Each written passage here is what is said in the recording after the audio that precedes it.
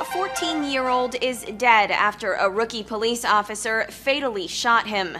They killed him!